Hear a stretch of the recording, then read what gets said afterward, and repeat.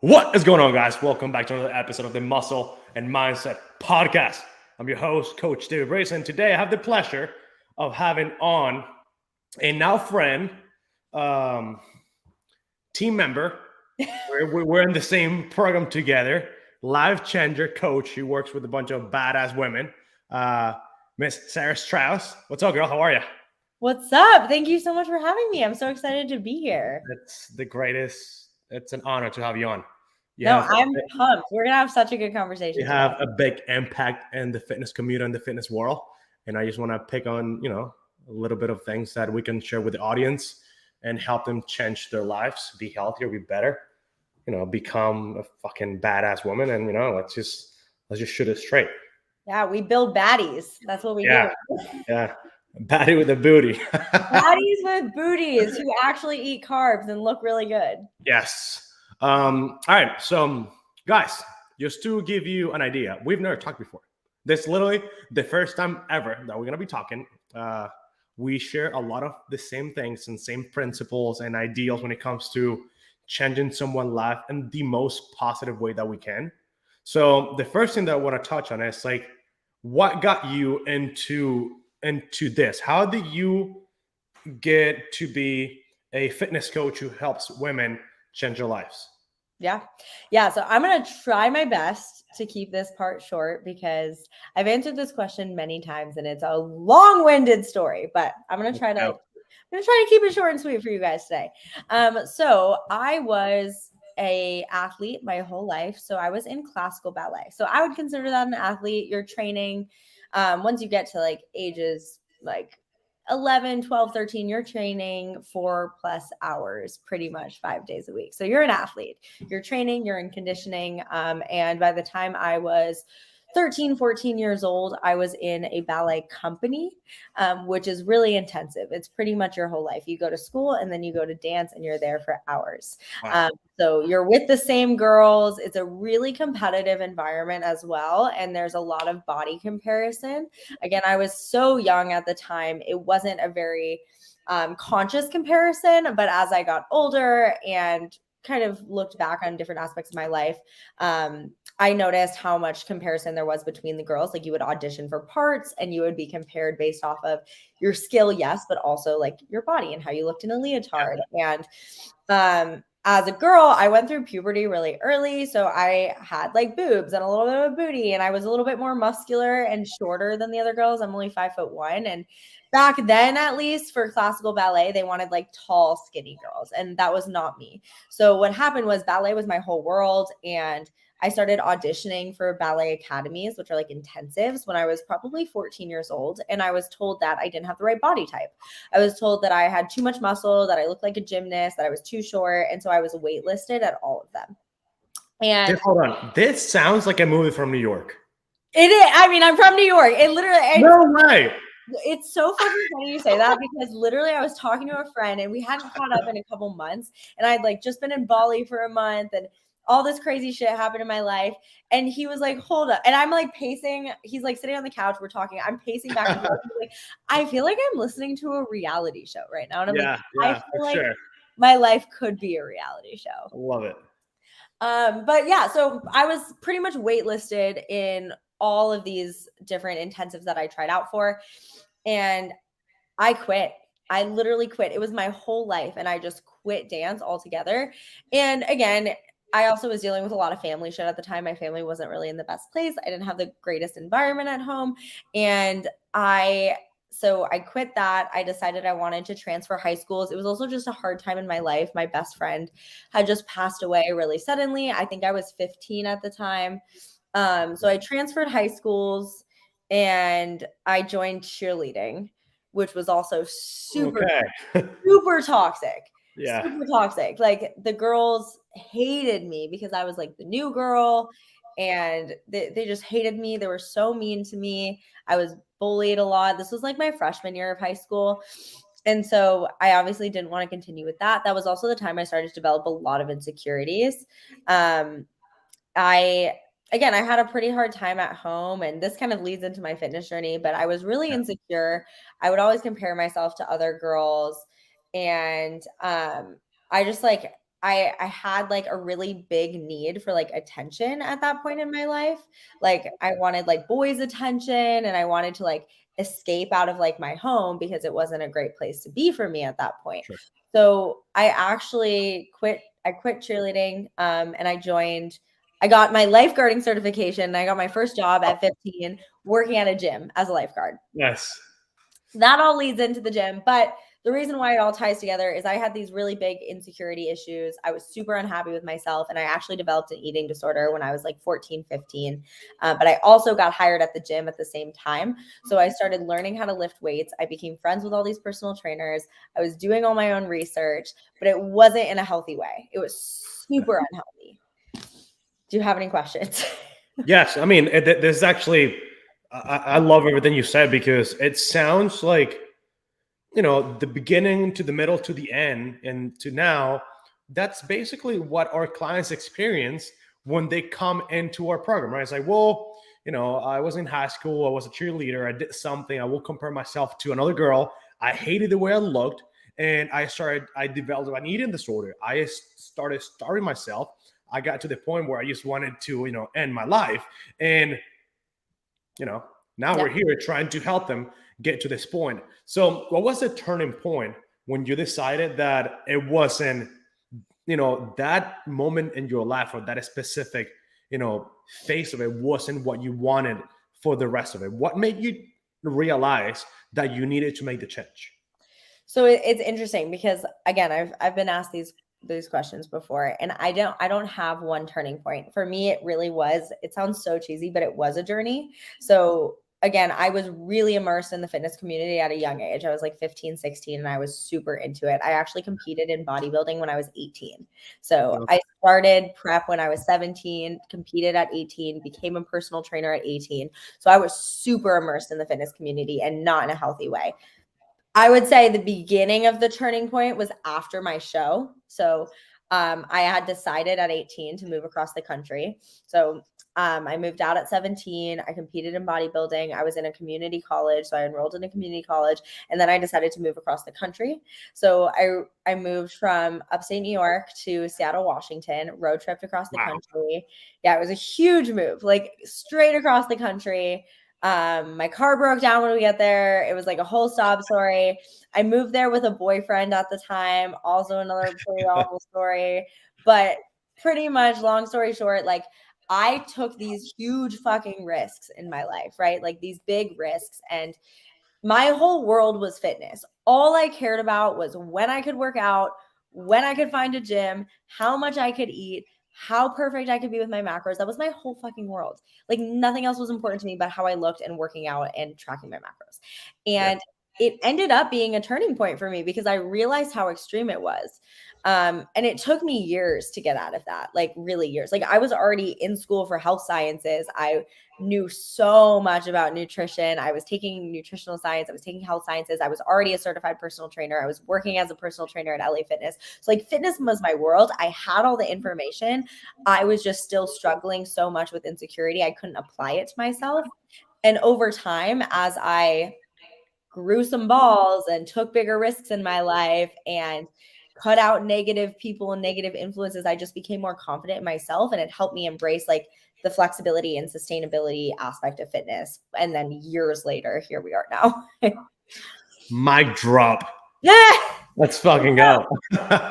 Love that. So, I mean, from that, we're going to segue to a bunch of other things, right? Just because you mentioned sustainability, you mentioned something that you enjoy, you mentioned something that was actually healthy for you. So now let's give some value bombs to those people listening, because that's what we're here to do. Yeah. What worked for you? What made you, what was the thing that you're like, what, I actually like this. I'm going to try it for, 20 weeks. What was like your diet? I want to talk about your diet. What was the first diet that you tried that you thought, what, this might be good for me?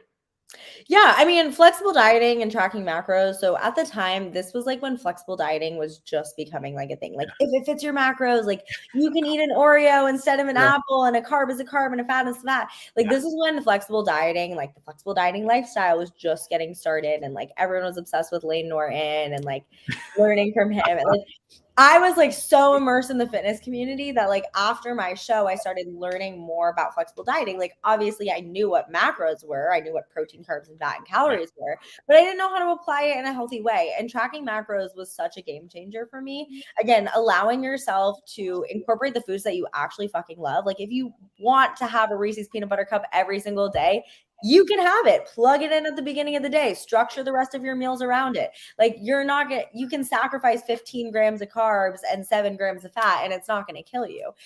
So having that knowledge and applying all of like, applying all the science and what I actually knew from going to school for these things into my actual diet and life. And then like proving to myself, because I think it was really proving to myself, like you can actually enjoy your life and be flexible and still look fucking bomb. But I had to actually apply it to really see how it worked. So flexible dieting and tracking macros really did change my life. Yeah. And I like that you said apply it and prove it to yourself. Why? Because, you know, I love flexible dieting. I myself, I am a meal prep kind of guy just because I'm in the computer all day long. I don't want to think about having to track something. I eat this exact same thing. I don't have breakfast, lunch, and like, no, I eat the same rice and the same chicken, plain, no nothing every single time. But my wife is the complete opposite. She will track everything that she eats because she rather does, you know, like she likes to do that way. I don't, just because I don't want to think about it. I just want to get to work and finish my meal. But here's a little caveat that I'm going to throw into this. You were able to eat whatever you wanted into your meal because you actually committed to following those numbers, right? What happens with the same your macros? I love that you say Layne Norton. I loved him. I learned so much from him back in like 2016. I mean, up until this day, I think he is a great educator. You know, I think he's fantastic. He is science and research based. It's not something that he came up with. Like it's all science. I mean, all we do is science. He's a PhD in like dietetics or something crazy. I don't know. He's super smart. So the thing is, like, I'm able, right? You're able to add, you know, the Reese's peanut butter cups into your diet because you know that you're committed to that number, and you're not gonna grab a second one and say, you know what, I can actually fit this one into my macros too, and then some fucking ice cream and some other stuff. You know, what do you think? And then I answer the question, I guess. What is the biggest tip that you can give a new girl coming into nutrition, dieting, you know, going into the gym, being able to wear, you know, some fucking shorts and just feeling good about herself, to understand what flexible dieting actually is? Yeah.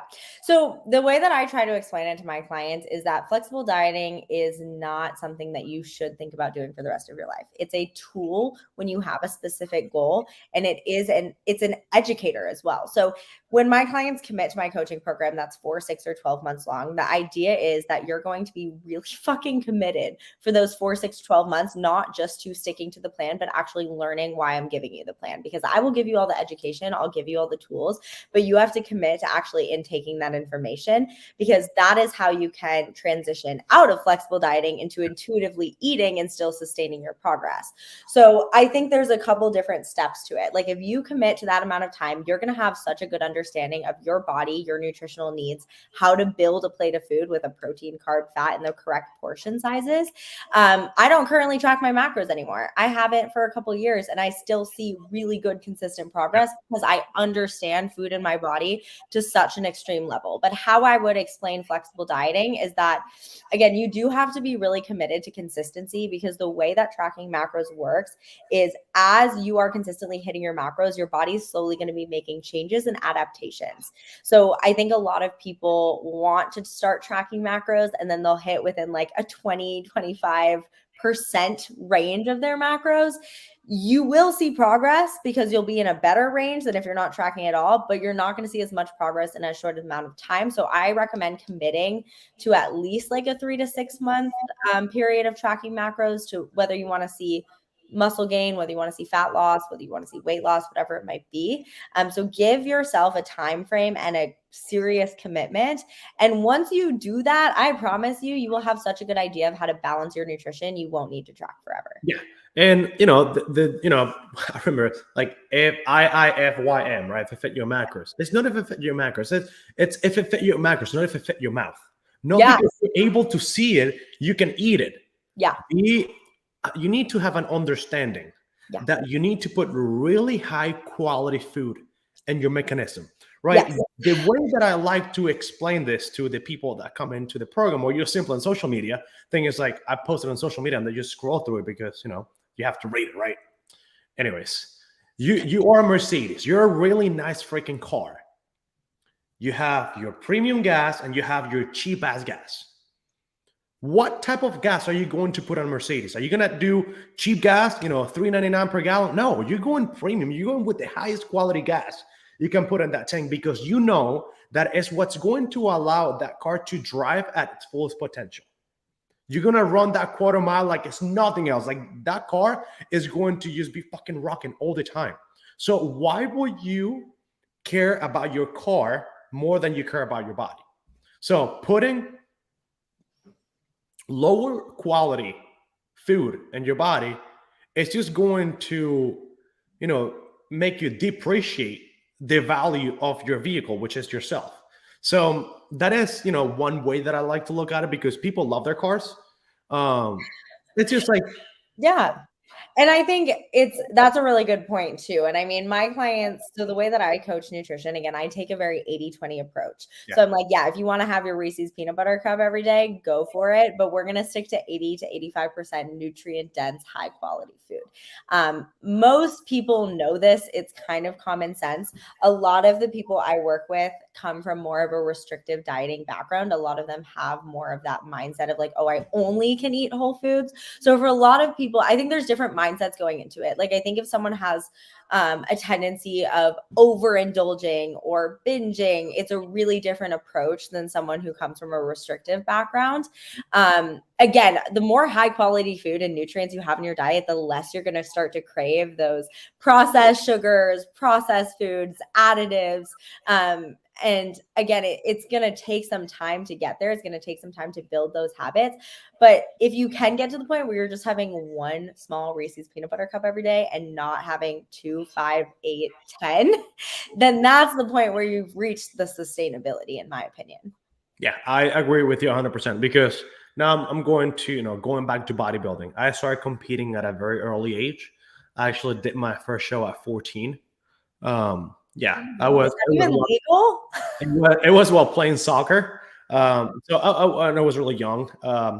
And 12 years ago, this all the information that you have now was not available, right? I had a coach, and I only ate a boiled chicken, green beans, and for my peak week I only had distilled water. Yeah. Like it was just like, yo, how is this even possible to do? I cannot do this, any longer than 6 weeks. Yeah. That's also while doing insane amounts of cardio, and I'm very young. Like that could have easily wrecked my life, my body, and the way I felt about testosterone levels. Yeah. So I understand when people talk about, being so restrictive that they just don't know the way out into more sustainability. And realizing that it's easier than you think when you actually understand what your body needs, right? Yeah. And then, I try, all the different diets. I think I've tried everything but Weight Watchers just because I like to just have, a grasp of actually what happens with, the people that might have any questions. So that will lead into sustainability, right? We talked about, tracking your macros and, an 80-20 approach, which I absolutely love. I think everybody should be 80-20 just because it is very difficult to perform 100% of the time. Yeah. And I think it's, like when I say you can fit an Oreo, and that doesn't mean I'm eating Oreos a day. My diet's probably like 90%, 95% like whole nutrient dense foods. I'm actually very similar to you. I don't currently track my macros, but I eat the same things every day. Well, now that I'm dating, it's a little bit different. I think a lot of ladies and Yeah. guys out there can probably relate. Like when you're getting to know someone, like going out to eat and bonding over these things, it's like it's a little bit harder to navigate. And we could talk about that too, because it's just something that's now coming up in my life. Yeah.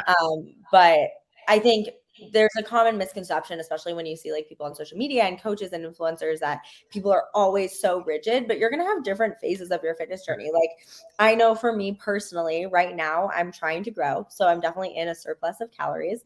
And then I am in a phase where I'm focusing on that growth so that later down the road towards summer, come springtime, I'm going to go into a cutting phase.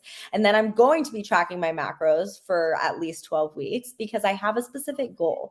So when you don't have a specific goal, like, yes, my goal is growth, but again, I've tracked macros on and off for 9 years. So I know how much I'm eating. I don't need to plug it into an app every day because I have that knowledge.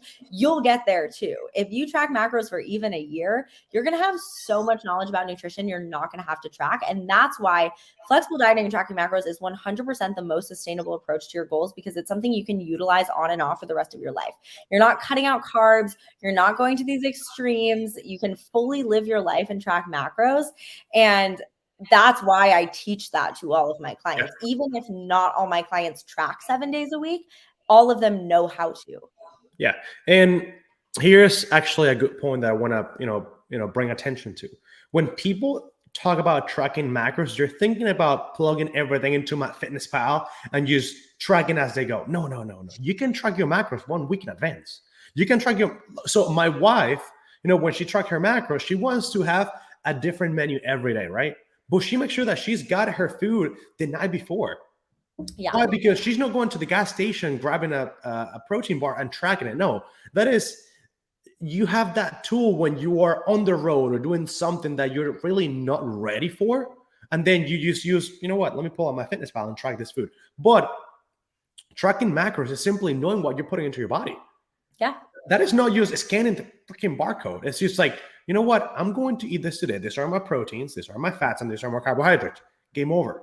And you don't even have to eat the portion size of the food that you scan. You can eat half of it or 2/3 of it. And I actually do, so not the same structure, but when I am tracking and what I recommend for my clients, little knowledge tidbit, I actually recommend taking 5 to 10 minutes at the beginning of the day and plugging in everything you're going to eat. And then throughout the day, if you want to swap one of your carb sources for a different carb source or protein for protein, you have the flexibility to do that, but at least you have the entire structure there.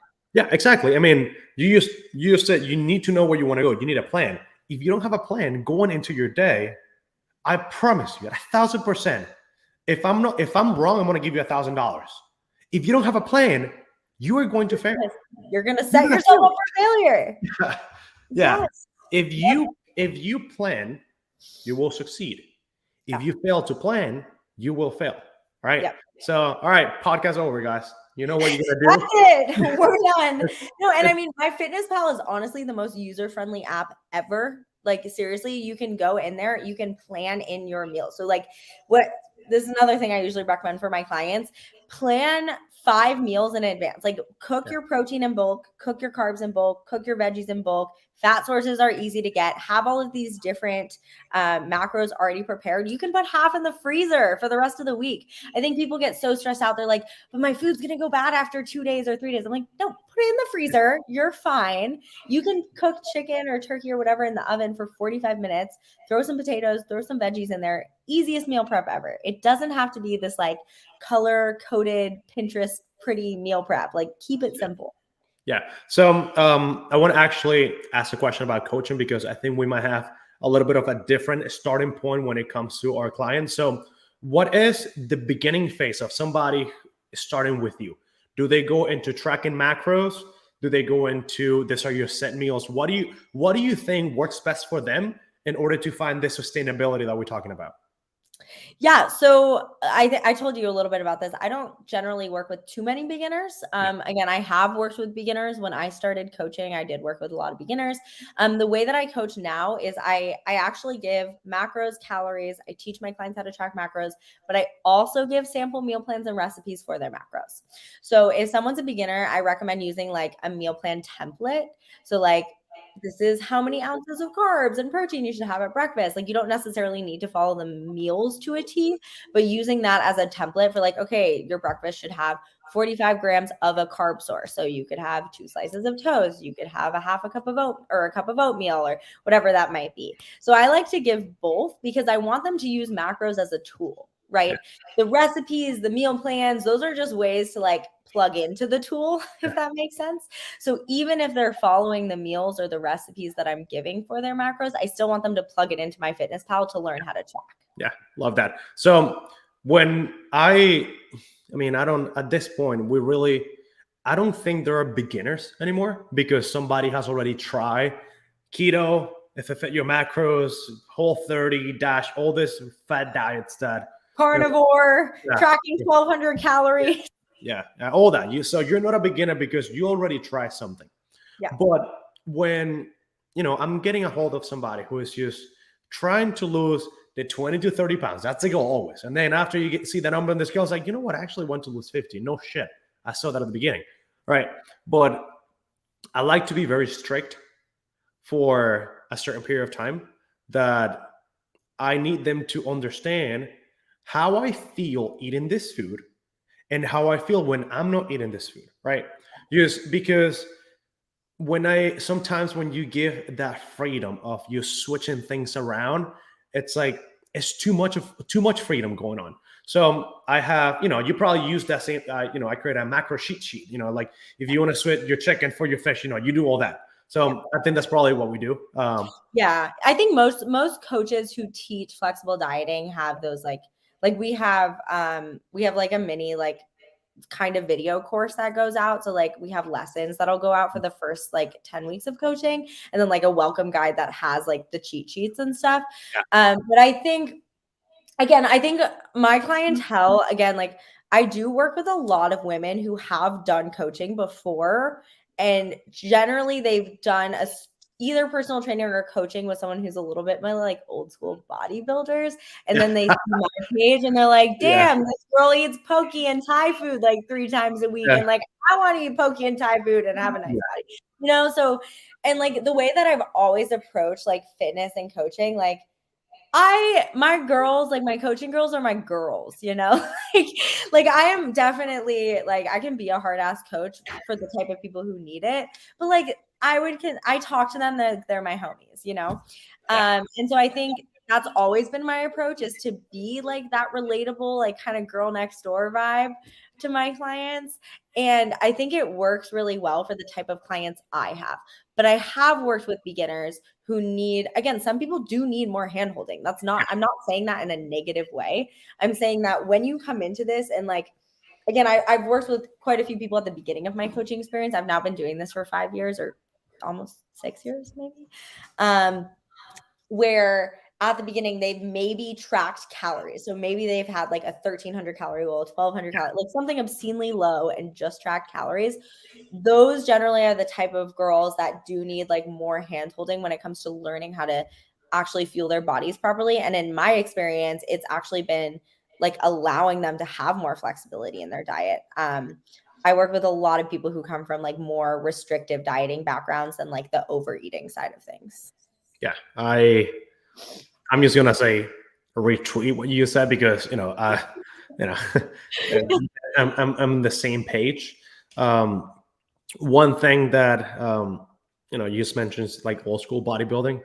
Right now, simply, guys, I promise you, if you go to Sarah's page or you go to my page and you simply read what we post, you don't need to pay anybody.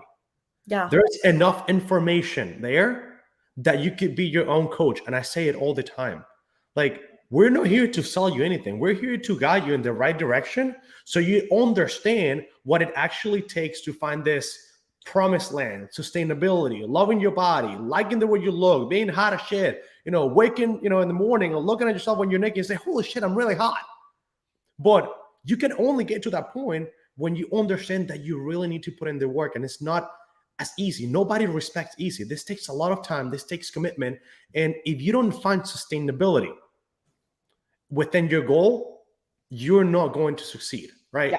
All right. Yeah, if this was easy, everyone would be walking around with a fucking 8-pack. Like this it's not easy. This is the thing. People do not hire coaches because they don't know what to do. People know what to do. They hire coaches because number one, they fuck with your personality and they want to work with you. And number two, they need discipline and they need someone to hold them accountable. That's why people hire coaches, not because they don't know to go to the gym 3 to 5 days a week and start tracking their food intake. You guys know this. It's just, how do I implement it in the right way sustainably? And how do I stay consistent with it? Yeah, exactly. So one thing that I do is that I actually share my own progress with all my clients. And, I'm sure you do the same thing. I show them how difficult it is for me to lose weight. Yeah. It's hard. Like right now, I'm probably 35 pounds lighter from when I competed last. Mm-hmm. And it's like, dude, but you're always in shape. You have a 6-pack all the time. You know how much I have to suffer? Yeah. To look that way? No, it's crazy because both of our, but the thing is we do document. I think documenting on social media is also really helpful for our clients to see too, because I'm like, my clients, okay, this is a funny example just from this last week. I suck at running. I suck at it. Like, I've always had this narrative in my head that I'm not a good runner because I've never done endurance sports. It's never been something I've really trained hard for, but I have a lot of clients who are like good runners. They can run like 2 miles, 5 miles. Some of them, I've even trained girls who are training for marathons. And this week I have a client group chat and everyone was posting like my 1 mile run done. I'm like, fuck.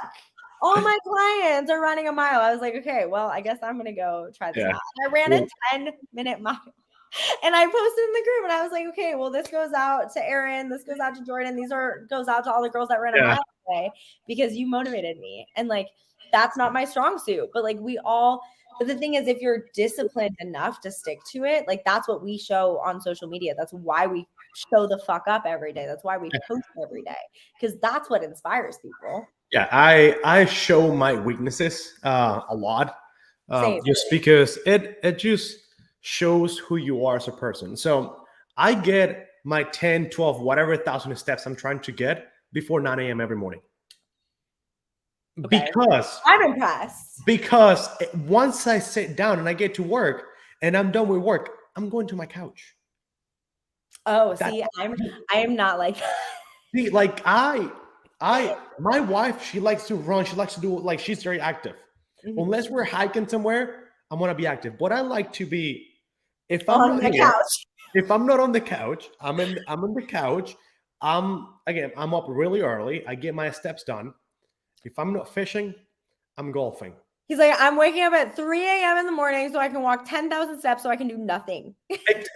I sit here and it works for me because I just don't see myself walking in the middle of the day when I could be more productive creating something for my clients, right? So I get it done before anybody's awake so they don't bother me. Do you know what's so funny? It's so funny because I had this conversation yesterday. So with the guy I'm seeing, he's also an entrepreneur. We both work on our laptops. What's his name?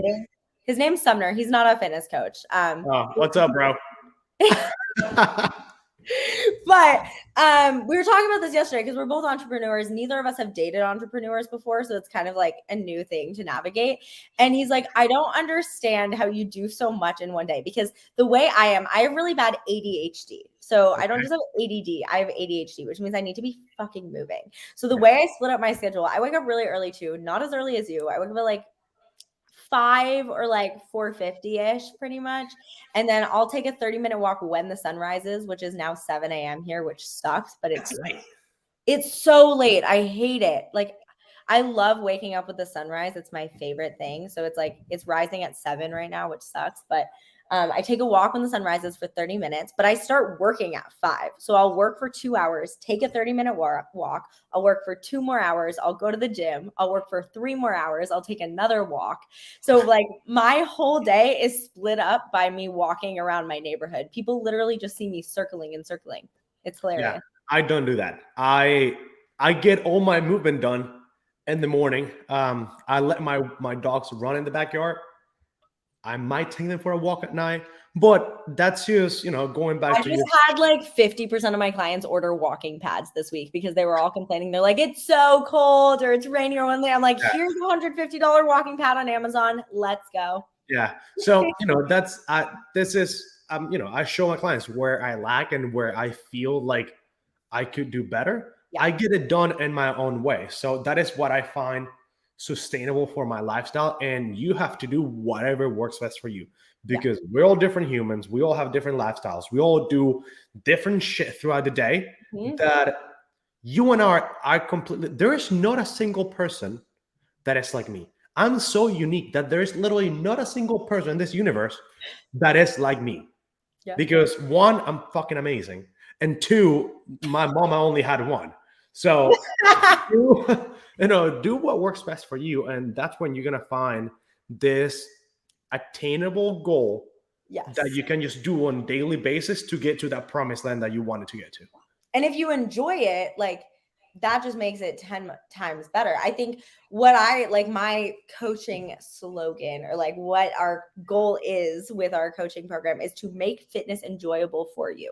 Like what I talk about all the time with my clients, fitness should be your outlet. It should be your stress reliever. When you walk into the gym, when you put your headphones on, when you're getting your workout in, that should be your fucking time, Like so much of the day we are giving, whether you're a busy mom, whether you are a teacher, a nurse, whether you work at a department store, you're just giving energy to other people. Like that is your 60 minutes. That's your 45 minutes. Like that, it should be empowering to have that. Like that's always my goal and my mission with my girls to like have them feel fucking empowered by taking that time for themselves. And in my life, I will say one of the things I have struggled with the most to this day, and I still do, is people pleasing.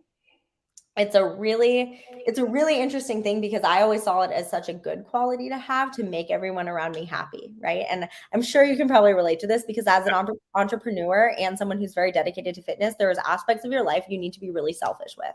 Yeah. And in my life, again, I'm in my 20s, I'm dating, like in my past relationships as an entrepreneur, dating someone who's not an entrepreneur, I have had to really learn how to be selfish with my time and energy. And I think for people starting their fitness journey, a lot of people are scared like, oh, I'm going to isolate my friendships or I'm going to isolate my partner by making healthier choices, not wanting to go out as much on weekends, not wanting to sleep in super late or stay up super late. And I think just understanding that like, this is something you need to do for yourself. And if you don't want to feel stuck, if you don't want to look in the mirror every day and beat yourself up and finally be like, fuck, I am sexy. Like this is something you need to commit to, not just a want, it's a need. Another mic drop. God dang. Wow, this is a great So here's the thing. And I'm going to have to agree with you on some things just because before, I've been coaching for 12 years, right? At the very beginning, and I was also playing, my last few years of soccer. I was the last person I worry about. I was in the back burner every day. Nothing mattered when it came down to myself. And over, the years, working with more people and understanding that first, opinions mean absolutely nothing when they're not my own. Understanding that if I put myself in the back burner, that means that I'm not receiving 100% of myself to myself. So it's impossible to give more of me to those who I love simply because I cannot give 100% if I don't have 100%, right? And three, when I understood that if I love myself the way I do now, I could give more to other people, my life completely changed. Because my wife, she's not an entrepreneur, but she is a workaholic, right? But she has a set schedule. I don't. Yeah. Now I do. Because if not, I will work from 3:50 a.m. to 10 p.m., giving 100% of me to the rest of the world, leaving me with nothing, with depression, anxiety, and just not burnout. Yeah, exactly. And not being able to just be happy about the way I look, about, even though I was in the best shape of my life, I was just like, what's this? What's my purpose? Putting myself first and understanding that if I'm giving 100% of myself to myself, I can give you 200% because I'm in a good place. Yeah, absolutely. I mean, I can definitely relate, and I still do struggle with this.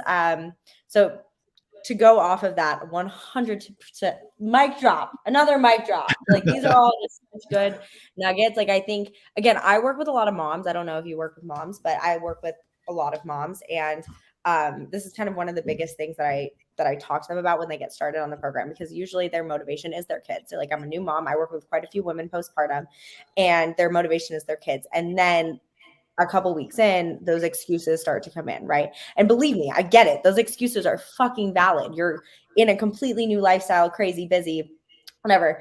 But if you're not taking 30 minutes of the day for yourself to take a walk, to make a meal, to sit down and have a meal, to do 10 minutes of journaling, whatever it might be, how are you going to show up for every area of your life to that 100% level? Same thing in a relationship. Same thing in a relationship. It's the same fucking thing. Like, fitness is your outlet. It's something that builds confidence. It's something that you do for yourself. The same reason why you need relationships outside of your romantic relationships, like friendships and time away from each other, in order to strengthen that relationship and grow that bond. Like, you can't have that person as your whole world. You have to have something out there that helps you with building up yourself and building up your confidence. I think that's where, again, especially when you're in your 20s, I think that like codependency and all of these like really challenging, I don't want to say like negative, but like really challenging aspects of relationships can come into play if you don't have something that you're passionate about outside of that relationship. And for almost everyone, fitness should be that thing or can be that thing. Yeah. You know what I mean? I also work with a lot of women, a lot of moms. Yeah. And this is a lesson that sometimes it's really hard to explain or for them to hear, because here's the deal, guys, the number is always 25 to 35 pounds. That's where you want to lose at the beginning, right? I would love to lose 25 pounds. We'll go into the scale here in a little bit, but before we go into that, I'm gonna tell you guys something. I'm gonna tell you something. If you say that you don't have time to cook a meal, you don't have time to go on a walk, like Sarah said, you don't have time to sit down and actually enjoy yourself. First, you don't have a life. Second, how are you expecting your kid to show up in their life when their mom is not showing up for herself? 3, and most importantly, I'm going to say it again. If you are not giving 100% of you to yourself, how selfish is it of you to not give more to your kids? Because simply you cannot. You can't. Guys, you cannot pour from an empty cup. So if you are not doing the things that you're supposed to in order to feel the way you want to, how are you going to be there 100%? How are you going to give 100% of you to your kids when you're not at that number already? You know? Yeah. Once they understand this, it's a game changer. Those 20 pounds, come on. Yeah, I mean, half of that 20 pounds is just stress. Yeah. Like, especially postpartum. But it's also, I mean, it's not. It's consistency. Everything is consistency when it comes to fitness. But fucking facts. I mean, I have that. I'm sure we both have that conversation. Like, whether you're a busy mom, whether you're just someone who works full time, whether you're a full time student, whether you're getting your master's or PhD, whatever it might be, you need to have that outlet. Because otherwise you can't give 100%. There's no way.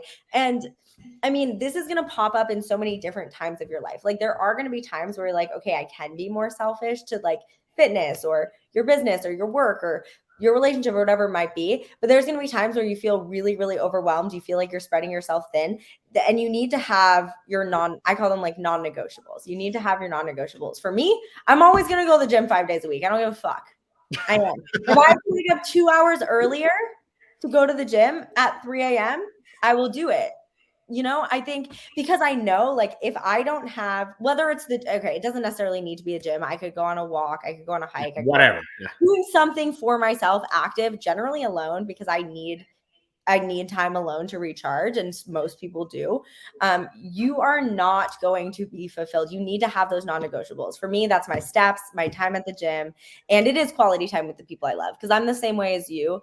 I could fucking work myself into the ground and just not leave my desk and just sit here and work. But I know that I'm not going to be the best coach. I'm not going to be the best content creator. I'm not going to be as creative. My mind is not going to be as clear if I don't actually turn off, like, at least for a couple hours, like every couple of days, you know? And, you know, I'll be completely honest here. Even though I understand my position when it comes to work, we set goals every month, right? This is where I want to be in my business, in my life, in my relationship, with my, spirituality. If you're kind of, anybody who is like religious at all, I wanted to be present this month and be Yeah, same. and be and be a better listener, right? Because sometimes I might be talking to my wife and a client messages me and I was like, oh, babe, hold on 1 second. And I look at the phone, right? And that's not fair for her. Yeah. Because I'm putting, again, the rest of the world before me. So why do I wake up so early? So I can have that time for myself. No, yeah. That's why. Because if I don't have it, whenever I'm done with the load of work, it's a little bit lower, I'm going to try to do something for me, but it's my time to be spending with my partner or investing with my partner. And if you are a single mom, right, you need to give a lot of yourself to your kids. But if you're not giving that time to you and connecting with your soul, connecting with who you are, connecting with who you want to become, it's going to be really difficult for you to get to a position in your life where you are happy and just be a better mom just because you're not in connection with who you would like to become, So yeah. No, I love that. I think that's such a good topic. Like we could honestly, we're gonna have to do another podcast on my podcast and talk all about like even just like fitness and relationships. Like I mean, you're married, so you're at a different stage in your life, but like I've been in 2 long-term relationships, and I think fitness and entrepreneurship and relationships, like that is such, I mean, any type of work, but especially entrepreneurship. Again, my podcast is a little bit more life and lifestyle. Yeah. Like we do talk about fitness, like there's fitness focused episodes, but it's more like life related. And I think that's such an important topic. And I talk about that with my female clients all the time. Yeah. Like, especially like dating and navigating relationships and putting your health and fitness first, because not every partner is going to be supportive of your fitness goals. Not everyone's going to want to see you succeed in fitness because maybe they're having some insecurity about themselves or where they're at on their fitness journey or where they're at their body in their body. So anyways, not to take away from that. Yeah, but I just actually did a podcast with Tyler Mackey the other day. Oh, did you? Yes, I know they were shit on husbands, and I get to say it because I'm a husband. Yeah. They're not always going to support your fitness goals. Yeah. Right. So, let's just not get into that because it'll be another 2 hours. But no, it definitely will be. And I mean, I'm definitely not married at all, but but it's a very relatable topic. So I'm excited to listen to the episode. Yeah. So one thing that I want to touch on is, I said it's the scale, right? The quick fix, the 60-day program to lose 60 pounds, a pound a day, what? Before we get deep into it, give me your first thought into how do you feel about quick fixes? Okay. So. Oh, is it okay? I'm going to say one thing first. There is a difference between fat loss and weight loss. Okay. There's a big difference between fat loss and weight loss. And there's a couple different types of clients that I work with. Someone who's coming postpartum, going to be a super different situation because you gained excess weight because of pregnancy. A lot of it is just hormonal and weight related. So that's weight loss, right? Or if someone has 50 to 70 pounds of weight to lose, it's going to be focused on weight loss. And again, it's going to be a similar approach, but different from someone who has 10 to 15 pounds to lose. Yeah. Okay. So first of all, I don't celebrate quick weight loss with my clients. I don't celebrate it. I tell my clients, I'm like, we're shooting for 1 to 1.5 pounds per week. And okay, if you drop 4 pounds in a week because you're finally hitting your water intake and you're doing your cardio and following your plan, awesome. But that's not going to happen every week. Yeah. Because I don't do quick fixes. I'm not slashing your calories by 500 calories. It's not going to happen. So my first thought on quick fixes is not sustainable. Like if you just said quick fix, I'm going to go not sustainable. That's it. That was nice of you. I thought you were going to say something. I was like, fuck quick fixes. No, like fuck quick fixes. And the thing is, there we go. Quick fixes is you're just going to do them one after another, because it's not going to actually last. It's the same thing with keto. It's the same thing with eating 1,200 calories a day. How long are you sustaining that? 2 months, 3 months? And then you're going to go on a vacation, gain all the weight back because you're eating normally for 1 week and your metabolism's like, what the fuck are you doing to me? Yeah. So stop doing them. Yeah. It's, going back to sustainability. It's like the most important thing when you're going into your, I get tired of saying fitness journey, into literally your life, because when you understand that fitness is part of your life for the rest of your life, you're going to stop looking at it as like, whoa, let me do this for the next 6 months. It's like, no, you need to do it for the next 30, 40, 50 years. Fuck yeah. It's like fitness is part of your life. Why? Do you need to walk to get to work or do something? Yes, you have to walk. Do you need to drink water to be hydrated? Then you need to drink fucking water. Do you need to eat in order to have energy? Yes, I have to eat. Then why is this fitness thing just a short time? You have to pick up your grandkids in 20 years. Probably. You have to do all these things every day of your life. So don't look at it as a task that you have to complete. It's like, do you brush your teeth every morning? You do. If no, your mouth is going to stink, right? So do the same thing with the things that actually matter the most to you, which should be your health. Without health, you have no life, right? So when you're doing a quick fix, you're trying to lose, you want to lose 30 pounds, well, let's do, keto for the next, do the factor meals, whatever, and do King Keto. They do it on YouTube. Fuck you. You'd ruin way too many lives. Then they end up coming to us. This is what happens. People try the quick fixes. They realize they don't work. They gain all the weight back. Then they'll try to find a coaching program that's another quick fix. So something like a bodybuilder style meal plan. That doesn't work long term. And then they finally find someone who's offering something sustainable, but they're nervous to do a 4 to 6 to 12 month commitment because it's scary to commit to something sustainable when you're not going to see all the progress you want in a couple of months. But the difference is that progress is actually progress that's going to last for years. Yeah. And, that's, I guess, the thing that we as coaches kind of like struggle with the most is seeing your potential not being fulfilled, because we tell you right at the bat, it's like, we're not going to lose 30 pounds in 2 months. We're going to help you keep the 30 pounds off for good. But this is not something that you do because you have a day coming up and you want to look good for this. You want to look good for the rest of your life. Yep. So when, one of the things that I hear the most is like, I'm scared of committing because I don't know what to expect. I'm scared of failure. Here's the thing. If you're not happy about yourself and you're not happy about the way you look, you are already failing. So you're actually scared of success. Yeah. And again, it's another form of just like self-sabotaging, honestly. And I think the thing about coaching that's kind of the thing that kind of always got me, especially coming from like a personal training background, is everything we do is upfront. We are telling you this is what you're given. Weekly check-in, workout plan, nutrition plan, access to messaging us. Like you have every single tool you need. You just have to decide to apply it. Yeah. Like, mind-blowing to me. Like it's all there.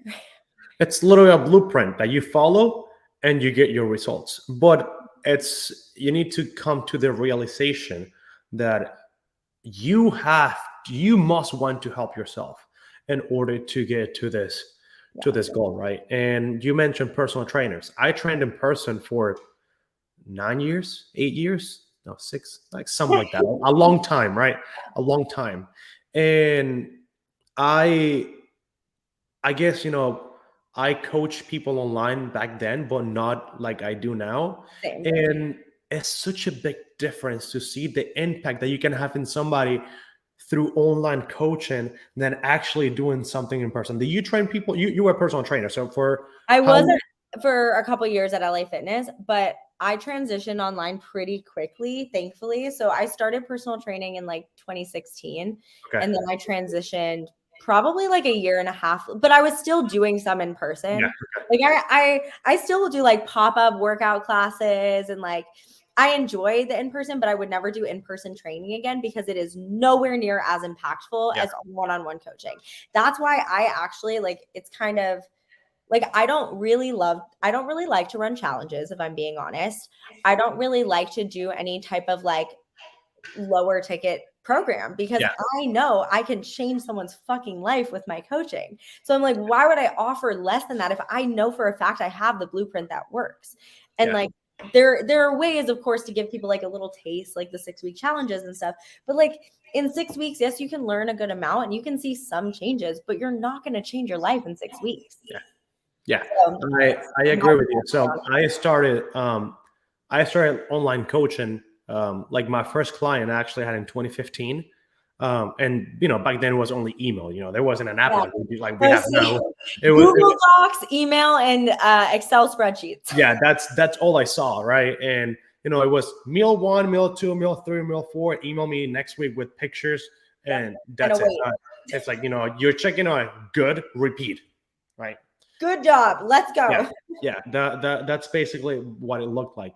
And right now, you have the tools to eliminate the quick fix, because you can vibe with somebody through social media. You have access to us. Why? I mean, we have a large following, right? But we're normal people. We're human, right? We're human beings. So it's wanting to decide where you want to see yourself in a couple of years from now. Once this couple of years come by, you do it again for several years. And then you understand that this quick fix that you try once only led you to the point of really realizing where you want it to be later on. But it's sad to me to see people going through phases such as keto and intermittent fasting or Weight Watchers and all these different fads that were fed into their brain because it said easy, quick, and effortless, right? Nobody respects easy. This is not something. It's like, I'm gonna now let's go back into your podcast. Let's talk relationships and life. How much you think is really gonna last a one-night stand? It's a one-night stand, right? Like a quick, a day, and whatever happened after a date. Yeah, it's just there. Yeah, it's not lasting. You need to go again somewhere and find something.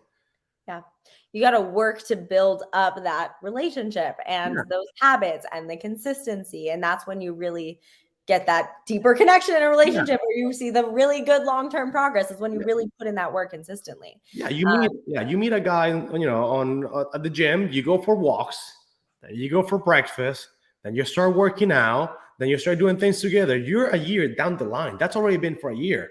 That's a great relationship. That's good. But now, I mean, sometimes you might have a quick connection, which could be when you hire Sarah. It's like, I saw you, I like what I saw, I want to hire you, and I work with you. Boom, and everything works. That is rare, right? Yeah. But it's I think usually, again, like a lot of the people I work with have done like other programs or coaching programs, or like tried and failed. And usually, again, like when it comes to like high ticket coaching, like it's an investment in yourself. And my clients know that, because when they're committing to something, they are committing. Like, I'm like, this is a 4, 6, 12-month commitment. Like, you know exactly what you're getting. You know what my expectations are. I know what your expectations are of yourself. If you're ready to commit, I'm all on board. All I want to do is see you succeed. So like, if my clients are all in, I'm all in on them. Yeah. And that's why you're a successful coach, because you commit so much to their goals as if they were your own. Yeah, absolutely. And I think the best coaches will. But I think a lot of people have had really bad coaching experiences and are very jaded on that, which is why if you are out there and you don't want to work with one of us, do your research. Like, look at testimonials, watch videos, like talk to the person, have a conversation over DMs, reach out. Like, there's a reason that we are accessible, and the reason why we do podcasts, and why I think one of the things for me, especially, like, I've been doing social media a long time, and I meet a lot of people in person too, and they're like, wow, you're actually so nice. Or like, and I'm like, what do you mean? Like, what did you think I was going to be, like, horrible and standoffish? But I think people are really afraid to reach out especially because we do have very, like, confident personalities. Like, I think that can be a little intimidating, but like, our goal, everyone's goal who works in the fitness industry, should be to better someone else's life. All we do is try to share value, share inspiration, share motivation, show you our clients to be like, you can fucking do this too. Like, it's all accessible to you. Mic drop. All right. Let's do one more good question. Yes. And we might need to dip. you mentioned that you're in a building phase, right? Yeah. You're trying to grow the peach, pumpkin shoulders, everything Plump looking, the booty. yeah, looking popping, right? What does your training look like? Yeah.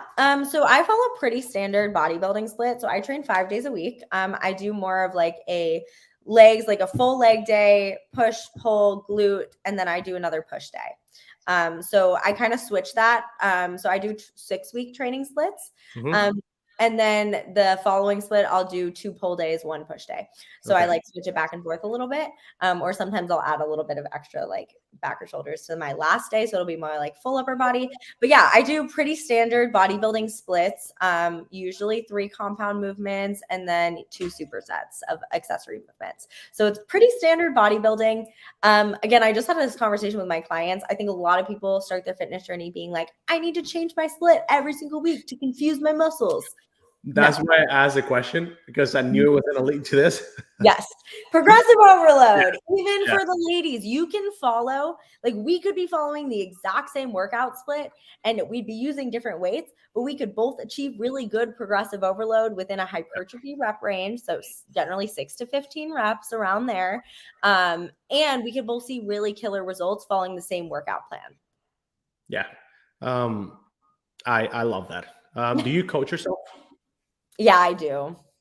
Yeah. I've been in this industry so long. I've worked with multiple coaches. I usually will hire coaches when I'm doing a reverse diet because that's like, again, for most women who reverse diet, it's so hard to have an unbiased view of your body when you're looking at progress photos. But I'm kind of at a phase now, if I'm being completely honest, where I just traveled for a month in Bali, felt fucking good, came back. I've just been eating a lot and training really heavy. And I love the way my physique looks. So I'm like, I'm just going to roll with it and keep eating in a slight surplus and slowly building. And then I'll track and probably hire a coach in the spring. Yeah. I train 3 days a week, if so. My training is, I'm injured. I'm going to get surgery, Oh, yeah. What is your surgery? It's going to be a knee reconstruction. I need a full knee reconstruction on my left knee. Yeah, that was playing soccer. So my training is a little bit different. I'm also trying to be a lot smaller than I used to be, just because I'm not planning on competing anymore. But it's what works for me. Yeah. And ladies, listen, you will not get bulky by lifting heavy weights. Guys, I'll take my sweatshirt off. I promise. I'm not bulky. I've been lifting for 9 years. I promise. I'm not bulky. I'm like a normal size person with some definition.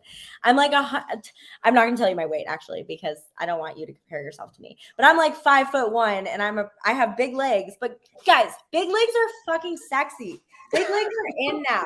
I had a couple of clients this week being like, I don't want to train quads as much because I don't want my legs to get too big. I'm like, yes, you do. We love big legs. Big legs are so great. We love quads. If you want a booty, you want quads too. That's going to get your hourglass figure. But yeah, lifting weights will not make you bulky. And we could legitimately have incredible fucking progress on the same workout split. Yeah. That was so weird. I'm going to take my shit off.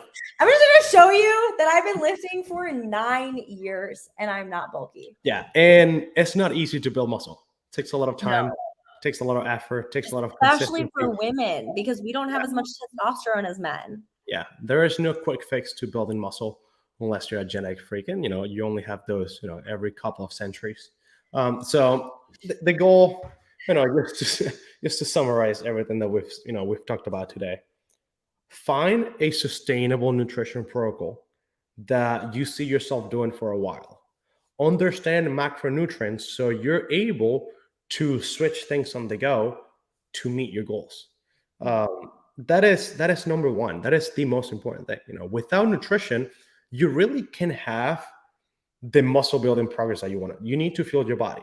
Yeah. Then when you go into training, don't be scared of lifting weights if your goal is to build muscle. Now, if you want to do something else, sure. I mean, if your goal is to get toned, like most women, okay, I hate the word toned.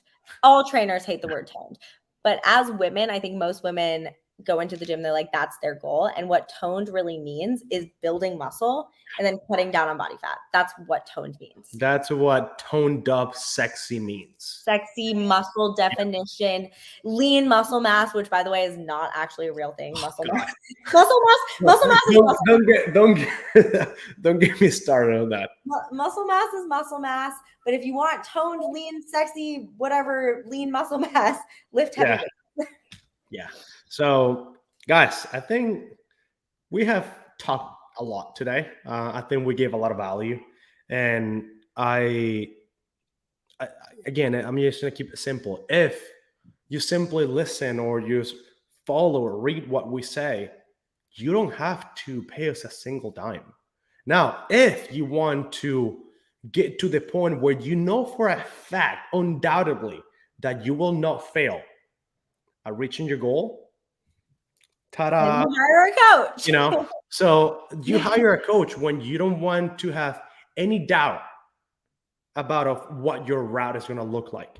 You know, you can, you learn through failing, right? But it'll be really nice to fail less and succeed more.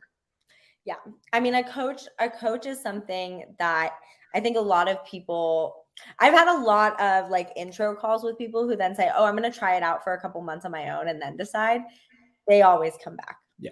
That's like the last thing I'm going to say about that, because he's completely right. If you go through our story highlights, if you go through our website, our podcast, TikToks, everything, you have all the tools. I've covered the same topics 100+ times on social media, but it's about applying them to yourself in a way that's sustainable. That's really what it comes down to.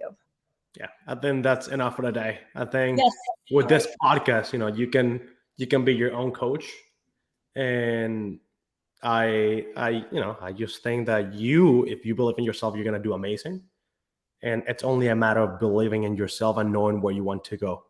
See that goal, write that plan, follow it, do not quit, and you will get there. All right, boom. Sarah, I appreciate you coming on, girl. Thank you so much for taking a little hour out of your busy day before you travel again for another month. So guys, Sarah's podcast will be linked on the bio of this episode. She's tagged on my social media. Please give her a follow. And if you have any questions, just shoot a DM. She's there for you. And we might see you guys again in a couple of weeks. Just talk about more, and just give you more value. So thank you for coming on, and I'll see you guys later. Thank you, guys. Peace.